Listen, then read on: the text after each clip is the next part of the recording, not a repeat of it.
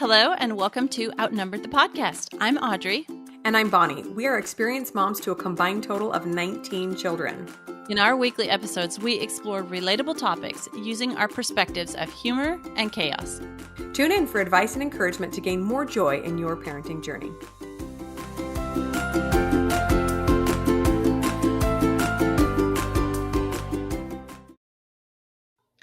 Hey everybody, we're back with another episode in our fun new series, What I Would Tell a Younger Me if I could go back and talk to that poor stressed out little thing. Today's episode is about comparison, the comparison trap that the younger me sort of got wrapped up in. Yeah, and generally our theme of these episodes is that I would just go back and hug her. Yeah. So if you need permission to just give yourself a big hug and say everything is going to be okay, that's what these episodes are for. And if you haven't caught the other ones, go back and catch them. We've got a couple of great ones, especially the one about messy houses. That is one that everyone needs to listen to, especially if you're in a younger phase of motherhood and just really stressing out over how messy your house is. We've all been there. So I wanted to share just something a little bit humorous, kind of falls in the comparison trap issue. And that is the reaction I get sometimes when I tell people that I have a large family. So I think we've talked about this before. I generally try not to offer the information if I don't have time for the shock and awe that comes afterwards, like at the grocery store. Yeah. Oh, is this your only kid? Yep, sure. Uh-huh. And I keep going because I just don't have time to field all the kind of thing. But very often when it does come out, I get this line: "Wow, you look really good for having 10 kids." And I know they mean well, but in my mind, all I hear is, "You could be a lot fatter, but you're only like middle of the road fat." And I know that's just me comparing myself with an earlier me, with a younger me. I mean, I'm older. I do have had all these kids or whatever. But I kind of always think, gee, you could have just stopped with "you look good." I'm pretty sure anything under 400 pounds is good for 10 kids. I know. I get that all the time too. Like, wow, you look great. Or you don't have very many gray hairs for having 9 kids. I'm like, point them out, would you? Okay, thanks. I was going to say, we probably, unless we look like we were hit by a Mack truck, I guess we look good for the amount of children we have. Oh, well. I know people are well-meaning, but they're not thinking that statement all the way through before they say it. All right. So today we're going to talk about the comparison trap. And basically, you could listen to this lesson in this episode in 2 words and take the lesson. Just don't. All right. That's it for today's episode. No, just kidding. See you next week. But we actually want to share more than saying, just don't do that. We have maybe some tips and some ideas and some things more to say about why not to compare. So we're going to talk to our younger selves in this episode about that old comparison trap. Yeah, we actually decided to break it into 4 main areas, and that is comparing ourselves to other women or men or moms or whoever you are, which I think is probably the most common and what we think about the most often when we think about comparison. But there are a couple other areas we want to touch on as well. The second one is comparing our children to other children. The third is comparing our spouse to other spouses. Sorry. And then the fourth area is what to do when others want to play that game, right? Start having this unsolicited conversation with a lot of comparison in there, what we can do in those situations. Yeah. How early did your kid walk? Oh, well, mine walked it. How to get out of those conversations. Yeah. You just say, "Nanya business." But politely. All right. So let's start with comparing ourselves to other moms, other women, other ladies. All right. Just don't do it. Here's the thought behind it. What is our reason? Why are we going to compare ourselves to others? Is it to try to beat ourselves up and feel bad? Or the other extreme is to be oh my goodness, at least I'm not like her, women probably look at us and say, oh my goodness, at least I don't have 9 or 10 kids. It's okay. You can do that if you need to. We'll be there for you. Yes, for sure. I don't think that a lot of it is conscious. When we find ourselves comparing and we are realizing all the negative emotions that are coming up because of it, then we start to finally do something about it, tell ourselves, oh, this has to stop, or oh, this isn't helping me at all. But a lot of it is just subconscious. And a lot of it is because of the society that we live in right now, filled with social media and highlight reels, and everybody's posting pictures of vacations. Because I don't post pictures of my house when it's destroyed, but I do post pictures of when I take my kids to the beach or to the zoo, or when I look like a good mom because we're having a great time having ice cream together. That's just the digital age we live in, the age of highlight reels, right? And so it's so easy to sit around and look at your frumpy self and your disgusting house and compare it to pictures of Hawaii that keep popping up on your stupid Facebook feed, and thinking that I'm a failure and nothing in my life is great. An important thing to realize here is that no one is a robot. Everyone has very high highs and very low lows. And when you compare someone else's very highs with your very lows, you will come out a loser 10 out of 10 times, right? And so it's time to flip that script. First of all, maybe get off the social media, or give yourself a break. If you've found yourself in this kind of toilet bowl swirl of competition and comparison, it's time to just take a break and or unfollow people that are making you feel that way. Toilet bowl swirl. That is Yeah, such a good analogy for this topic. Maybe unfollow the people that are making you feel that way, or take a break from social media, or sit down and start making a list of all your high highs. Make a list of all the great vacations you've been on, of all the things that you've been able to do with your children, of your own strengths, right? You are absolutely the best mom for your children, but sometimes you need to remind yourself of those things because you keep seeing all these other things that you are not, that you wish you were. Yeah. If you're not authentic to you, it's not like the best fit for your kids. Yeah. Right. I know this one is really, really difficult when you're young, or you're a first time mom, or you're, that younger me that we're talking to, because we don't know if we're doing it right. We haven't seen, like, we don't have any teenage kids or older kids or grown, adult kids. We haven't seen the results of what we're doing, parenting our kids. And so it is easy to look around and say, oh my goodness, their kids seem so much better than me. Maybe I'm doing it wrong, or, that kind of thing. So I get it. I mean, it's hard, you look around and you're like, am I doing this right? That is such a huge self-doubt question that we do. Now, I do want to change tack here a little bit and say there is an appropriate time to compare yourself to other women and other moms. And that is if you are in the mental space of trying to improve yourself. So you find maybe an older woman that you really love the way her kids turned out, and you really respect the way that she is as a person. That's a good time to compare, not so that you can beat yourself up and tell yourself you're such a horrible mother, but because you're the only person you can control.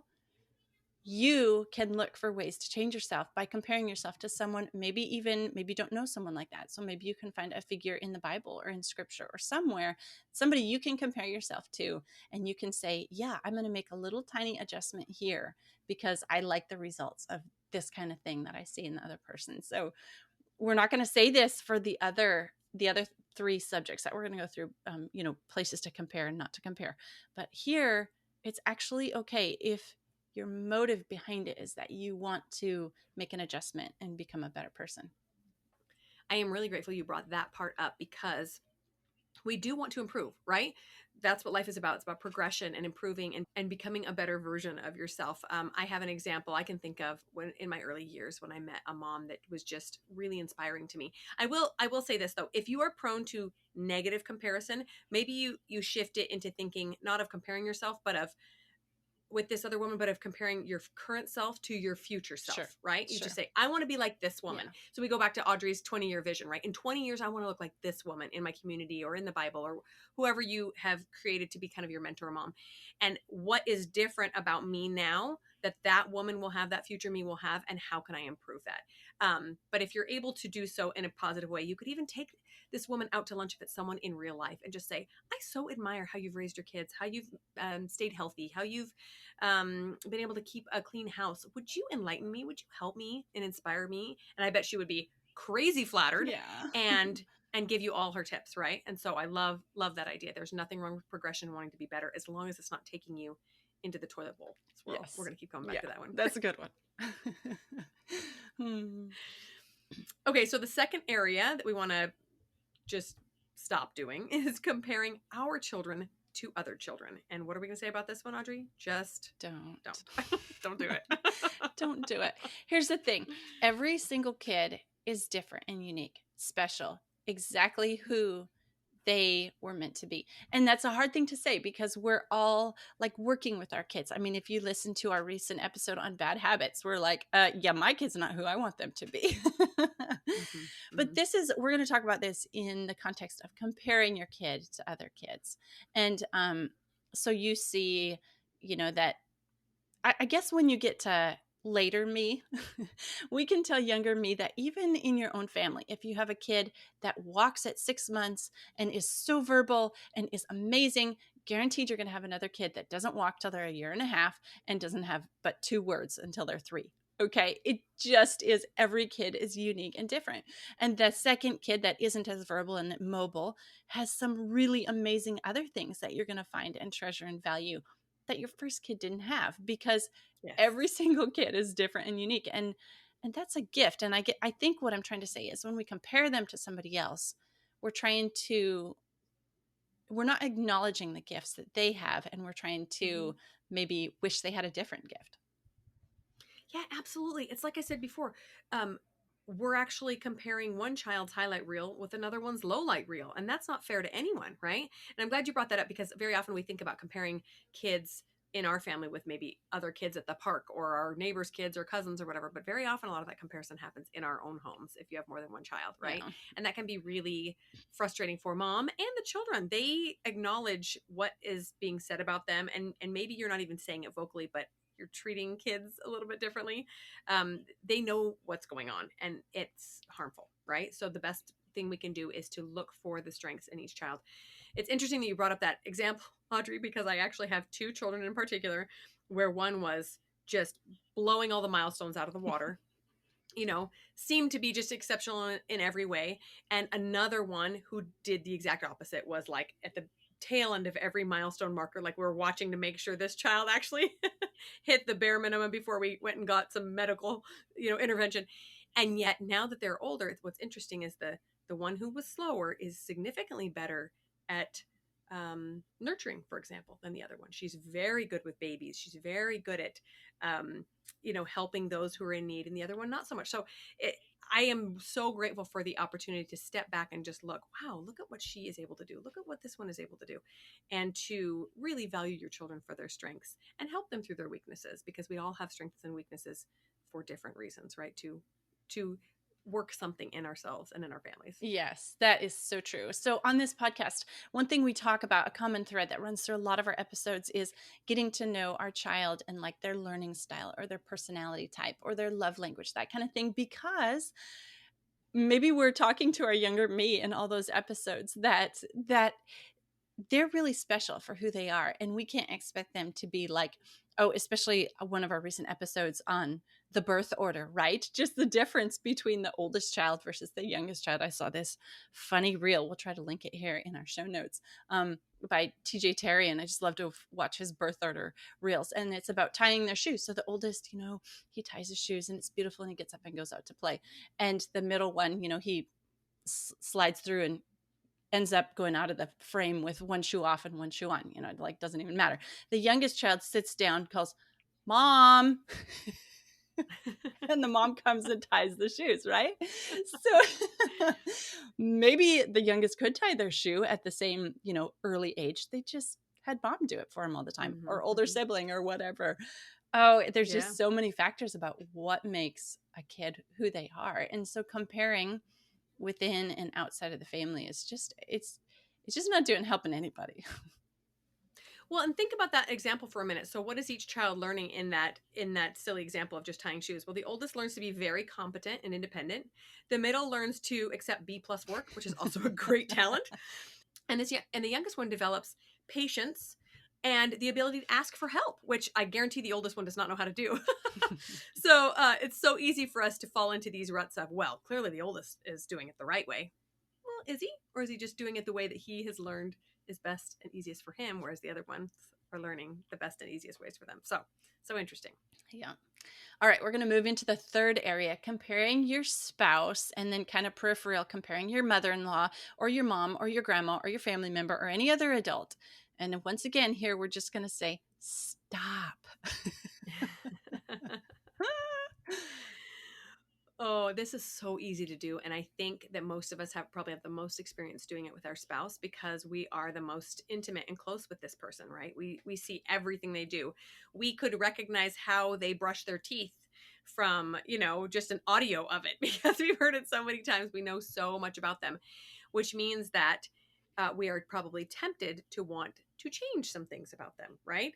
Oh, I wish he or she would not do this. Oh, I wish he or she would kind of be like this. And maybe we're not directly comparing them to another person that we know, but we're kind of nitpicking and wishing that they would change in one way or another because we know somebody else's spouse probably doesn't do that. That's ridiculous. I don't know why you do that.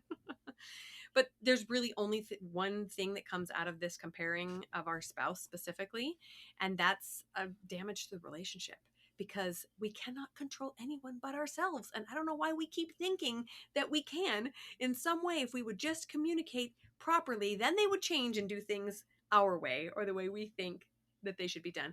But in the end, there is so much that we can learn by coming to accept and honor the person that our spouse is with no changes, just exactly the way they are, even as annoying and frustrating as they can be. And what is that going to teach us as we come to accept them for the way they are? That's pretty powerful stuff. Yeah. If you want to damage your relationship, just compare your husband to his father or your wife to their mother. You're just like your parent. Oh, don't do that. Don't do that. But let's talk about some of these other relationships too. So let's say you wish that your mother was more of a grandmother like so-and-so's mom is to her grandkids. Well, that's not what you have. So making that comparison or making that wish just really isn't going to help your thoughts and your feelings and your words and your actions toward this other person. It's just not going to help the relationship. And then, we kind of want to look at the other extreme too. So you can look at your mother-in-law, you can say, well, she's not this, but at least she's not, blah, blah, blah. That's just another part of another side of the toilet bowl swirl. Like just let her be who she is and look for the good and where you can find it, because you can't change them for the better. Probably making the comparisons is probably going to hurt the relationship, change it for the worse, or make it strange, or just not, come around anymore. And so a comparison in a healthy relationship, just stay away from the comparison aspect of it. Right. I like what you're saying about how people really are the way they are. And can people change? Absolutely. But we can't change them. They have to be willing to change themselves, right? And maybe they will, and maybe they won't. And that's up to them. We get to decide what to do with the person who shows up in our life, right? I had a friend share this analogy that I thought was so cool. And she said, sometimes we have people in our lives that are kind of like the bank. And we go to the bank and we try to buy a loaf of bread from the bank. But the bank's like, we don't have that. Sorry. So you go home all disappointed and frustrated, hungry for bread. And then you go back the next day and you ask for bread again. And they're like, still just a bank. We can help you out with some ATM, withdrawal, but we can't give you. So the point is, people in our lives have a role, right? And sometimes we really want our brother to be like so-and-so's brother because they can get bread at their bank. They just go in and he just gives it to them. They can get exactly what they're looking for, is what I'm trying to say, from this relationship. But your brother is different, or your mother is different, or your father is different. The point is to get what they are good at giving and to be grateful for that. And this comes back to things we've talked about multiple times, and that is meeting your own needs. If you keep coming to someone in your family looking to fulfill a need that is not being met in your life, and they can't fill it, you're going to be frustrated and want something different from them. So it's time for you to have your own back and figure out how to fulfill your own need, and then go to that relationship for what that relationship can give you. And you'll be so much more satisfied and happy and not constantly comparing to somebody else. Yeah, that is so true. So like, one thing that we might expect of, say, our spouse is that they be like in our best friend. We want them to be in our spouse and our best girlfriend role, right? Mm-hmm. Well, that's kind of putting our spouse in bondage to something that they're just not able or meant to be. And so just recognize in yourself when you're falling into a comparison trap or looking for something in another that they're not, and just move on to looking for the good in somebody else and move away from the comparison part. Right, right. There's nothing wrong with your husband if he doesn't want to sit around and watch chick flicks with you and like rehash all the gossip you about the Kardashians or whatever. Every spouse has their strengths and take them for what they are, right? Okay, so the fourth section we want to talk about in comparison is when others decide to play that comparison game. And guess what? You get to choose not to. You can just say, no, thank you, not interested in playing that game, and move along with your life. Oh, yes. Talking to the younger me, I did have specifically one person in my life that always, every time we met, oh, we had a couple kids close to the same age. Oh, how is, is your child doing this? Oh, well, my child's doing this. Is your kid, how tall are they now? Oh, my kid's taller than your kid right now, and just kind of like a competition thing, which my husband, I'd kind of get upset. I'd do these conversations, I'd come home and I'd get upset, and he would say to me, he'd say, Audrey, can you control how tall your child is? I'm like, no. Well, can they control how tall their child is? Actually, no. Well, then why are you getting upset? Why are you even comparing? Why are you playing this game? Neither one of you can control how tall your child is. Yeah. So let it go. Talk about something else. And if they won't, then just maybe don't spend as much time around that person. Right. I love that. It's kind of like calling a friend across town being like, do you have clouds over your house? Because we do. We have more shade than you do. Like, what the? Who cares? Whoopity do. And tomorrow it will be different. I remember with my oldest thinking that he was in like the 90th percentile for height for like the first year of his life. And I remember thinking, oh, we're going to have a basketball star. Well, I'm 5'5" and his dad is 5'10". We are not going to have a basketball star. But in my mind, my 90th percentile height child was going to be the tallest kid on the planet. That's just not how it works generally. But I was just so excited. Yes. Kids go through phases, things change. Yeah. Oh, that's so funny, because on the other end of it, my son, who ended up at 6'9", was kind of slow in his younger years to grow, like it was just his growth pattern, right? Mm-hmm. And he actually had some peers that kind of picked on him for being the littlest and the short. And one day my husband said to two of these boys who were particularly bad at it, he said, boys, have you ever noticed how tall your friend's mom and dad are? And they were like, their eyes are looking around. And have you ever noticed how tall your mom and dad are? And they're looking around. And he said, probably he's going to be a lot bigger than you someday. So you should be really nice to him. I know. And what's so funny about that story is that all three of those guys are grown men now. And they come back and they relay that story back to my husband. They say, do you remember when you told us that story about how much taller he was going to be than us? They said, you forgot to tell us how much taller he was. We didn't know it was going to be a full foot. Yeah, we'd have been so much nicer. That's so great.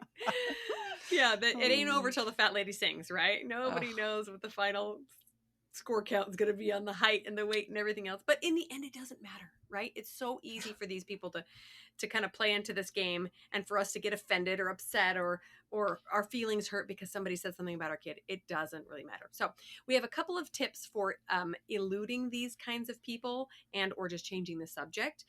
One of them is to turn it into just some sort of humor. Some sort of humorous anecdote, right? So you can say something like, well, if the person says, well, my son is at the top of the growth chart and it doesn't look like yours is growing very fast. You say, yeah, I'm going to expect all these play dates to be paid back in cash when your kid becomes an NBA star. Okay. Just ha ha ha. Makes everybody laugh, changes the subject. Sure. Let's move on, right? Go ahead and be a little self-deprecating if you need to just get the person to laugh and shut up. You can also go more of a guilt trip route and just say, oh, you know what? We've decided we don't make comments about people's bodies. So I don't want it to hurt anybody's feelings. Okay, next subject.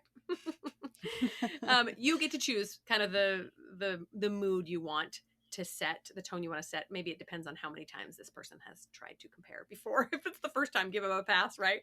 If it's the third or fourth, you just say, we're not going to talk about that, and moving on, right? That is entirely within your right to say, I don't really want to talk about this. Do you have anything else to talk about?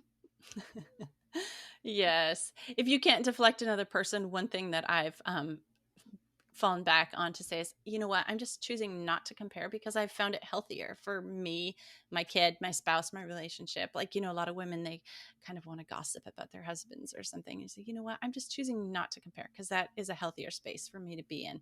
And just like complete honesty, but also, a little bit of that maybe guidance for them as well. You know what, it's just really not a very healthy thing to do, to sit around and compare. Yeah. Where it gets a little bit trickier is when your kids compare themselves to their other kids. Oh my goodness, I'm not as tall as so and so was at their age because whatever, so I must going to be the shrimp. Yeah. I'm going to be the shrimp of the family because I'm not as tall as all my siblings were at that age. And so that's a little harder because it is a topic that comes up a lot with kids. In our house, it's height because we're also dadgum tall around here. And they're like, oh, who's going to be the tallest of our family when we're all grown? And we always try to turn that into more of a fun game thing. Like, oh, wouldn't it be funny if the youngest one ended up being the tallest, just kind of that kind of thing. Because it really can be, kids can start hurting each other. Well, I'm better than you because I was taller than you when I was 10 years old, and you're 10 and you're not as tall, and then that kind of thing can affect them for life. Like they can kind of have this resentment thing. So it is a little bit of a trickier thing to handle when it's your own kids comparing themselves to their siblings. Oh, even at teenagers, my sister got a higher score on the SAT than I did, so I must be stupid. Well, okay, all right. It can go on their entire life if you play into the comparison and the competition game. It's just really, a healthier place just to stay out of. And if you encourage kids in their own unique, beautiful, special selves, then it's the comparison isn't, they're not as prone to that competition through comparison. Yeah, I love that. You can be such a force for good in this area if you choose to be, and that would entail just shutting it down in your own household and making sure that no one, your children or spouse, don't witness you doing the same sort of comparison, right? Whether it's within the earshot of someone else or just in the privacy of your own home. Sometimes I'm guilty of that. And in the end, it's so important that we build ourselves and our family members up with the strengths that they do have, right? We can compare all day long and make ourselves feel miserable, or we can choose to hyper focus on the amazing strengths and talents of each of us, right? So if my kid decides to get upset that he's the shortest one of his age group, you can just say, you know what though? You are the friendliest child I have ever met. You can make a friend no matter where you go, or just focus on something that you've seen this child, some sort of talent you've seen this child elicit in the past, and they can think about, yeah, I am good at that. What else am I good at? What else do I want to develop? Especially if it's something that they can actually change, unlike their height. They can't affect. Yeah. And that goes the same for you too, right? If you find yourself falling into this comparison trap, step back for a second and say, it's so easy for me to compare the visible stuff, right? My messy house with her clean house. But what about the invisible stuff? You know what? I do a really good job of X, Y, Z, whatever. One of my strengths is this, and I'm so proud of myself for doing that. And again, keep trying to pull away from the comparison. It's very easy to be like, well, I'm better than this. You don't really want to, like you said, the opposite side of the comparison, because it's still comparing. In the end, we just want to build ourselves up because we are incredible. Every last one of us is incredible. And if you don't think that that's true, then it's time for a self-evaluation, and it's time to maybe even ask God to help you with that, because you are incredible. You just need to remember and write it down somewhere you can see. That is a beautiful thought. Absolutely. I know we talk a lot about self-care on this podcast, for ourselves as moms, and it is just not caring for yourself. If you're comparing yourself to someone else and beating yourself up because you're not as good as them, that is not self-care. So stop that. Examine your motives for comparing. Like, are you doing this to make yourself feel better? Like, oh my goodness, her house is a dump. At least mine isn't like that. That kind of thing. Or are we comparing ourselves to make changes for the better? Like, wow, I really like the way my mother-in-law's kids turned out. I'm going to try to do this thing that she did. Are you looking at someone else to feel terrible? Oh my goodness, she had more kids than me and she's skinnier than me. I think I'm just doomed, right? Like, what's the point in a thought like that? What's the point in a comparison like that? You're just going to feel terrible. If you're comparing your spouse or your mother-in-law, what is your motive behind that? Are you trying to force them to change? And, we talk all the time about how, you can't change anybody else. You have to just change yourself. And so like that is just a really, really neat thought to examine your thoughts. Like that gets pretty cool, thinking about your own thinking. But it does help us. Like it helps us take a step back and get out of that conversation. So even if you're, with somebody and they're like doing this whole comparison thing, you can step back and say like, my answer, what do I want my answer to do for this conversation or for this person? Like I could just say, oh yeah, my child was walking before your child, or whatever, that kind of thing. But how could I help this person, or what could I do for this person? So like even examine the conversation or your thoughts about the whole thing, because it's hard, and it's hard to stay out of the comparison trap because and the competition, but it's worth it. And we just encourage you to do that. Yeah, that reminds me of gossiping as well, right? Gossiping is kind of like comparison where we like to just kind of roll around in the mud with each other, gossip about other people, compare our kids to other people's. But we probably all know at least one person who's really, really good at stopping that, right? Where you've been in a group of friends and somebody started gossiping and it all becomes kind of, poisonous. And one friend will say, oh, you know what? She's just so sweet though. Let's not say that about her. And I've been in those situations where I thought, wow, how inspiring that person felt the courage to stand up and say, we're not going to gossip. And the same can be done about comparison, especially if it's someone comparing themselves to another person in a negative light. Like, oh gee, I wish I was like so-and-so, or it can be so easy to just say, oh my gosh, you're incredible. What are you talking about? Why would you say that about yourself? And to uplift this person and put a stop to the comparing. Sometimes it takes somebody outside of your own little head to help you do that. Yeah.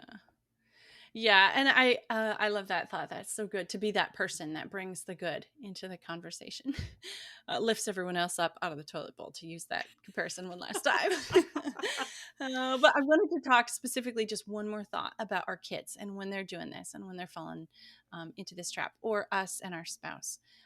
So one really practical thing that you can do is get your kids, your family together and do something that unites you as a team or as a group. So go do something, plant a garden together, or, go serve a meal to the homeless together, or do something together that is like you on a team.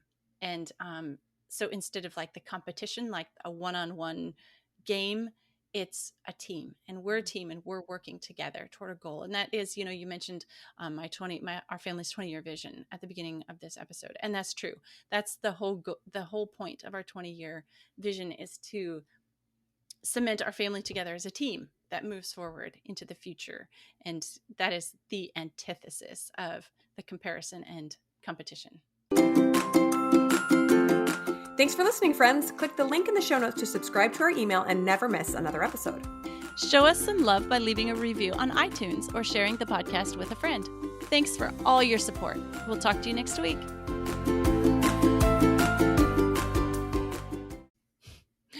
Inevitably, no matter what day and what time we podcast, my daughter calls me on her way home to see if we need anything. Well, that's nice. I know, it's so sweet. But you're like, wow, your timing is impeccable. Yeah. All right, let me start that over again because I don't know where I was.